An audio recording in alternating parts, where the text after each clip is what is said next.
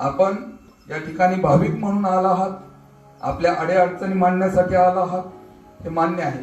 परंतु त्यामाग आपलं जोपर्यंत नामस्मरण हे आपल्या अंतःकरणापासून होणार नाही तोपर्यंत तुमचं संकट दूर होणार नाही.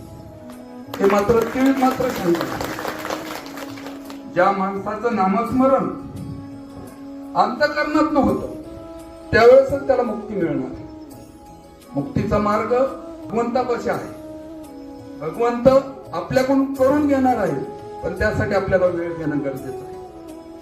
अवश्य संसारूपी हा डोंगर एवढा मोठा आहे की त्यातून माणूस तरू शकत नाही, परंतु तरण्यासाठी एकच मार्ग आहे, तो म्हणजे नामस्मरण. महाराजांनी सांगितलं, महाराजांना जी आज्ञा झाली, जे मला 2 शब्द बोलण्याची या ठिकाणी संधी मिळाली, त्यातून मी एवढं सांगू इच्छितो की जो नामस्मरण करेल तोच या आयुष्यामध्ये इथून पुढच्या सुखी संसारामध्ये असेल किंवा जीवनामध्ये तरणार असेल तर फक्त नामस्मरणामध्ये.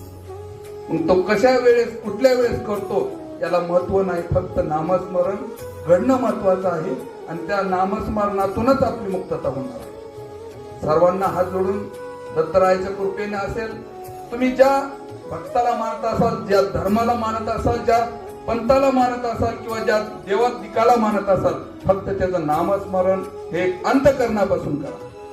तुम्हाला कधीच असं संकट हे डोळ्यासमोरून पाहिलेले व्यक्ती आहे मी.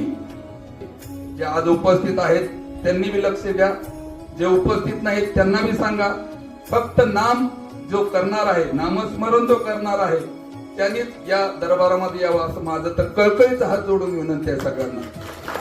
आणि सगळ्यांना हात जोडून विनंती आहे की जो खरंच नामस्मरण अंतःकरणापासून करणार असेल त्याला या ठिकाणी 100% त्याचं संकटाचं निश्चितच संकटातून मुक्ती मिळणार. त्याच्या जीवनात असणारे संकट असतील, त्याच्या वाईट गोष्टी असतील, काही गोष्टी घडत असतील, त्या घडणार नाही. फक्त नामस्मरण चालू ठेवा. ते कुठं करायचं, कसं करायचं हे आता महाराजांनी स्पष्ट सांगितलेलंच आहे. कुणी असो, सर्व माझे लहान थोर वयस्कर, माझ्या वडीलधारी मंडळी असतील, माझे मित्रमंडळी असेल, वयोमानानुसार भाऊबंद असतील, मुलासारखे असतील, सगळ्यांना पुन्हा एकदा शतशः प्रणाम करतो. जय गुरुदेव दत्त, जय गुरुदेव दत्त.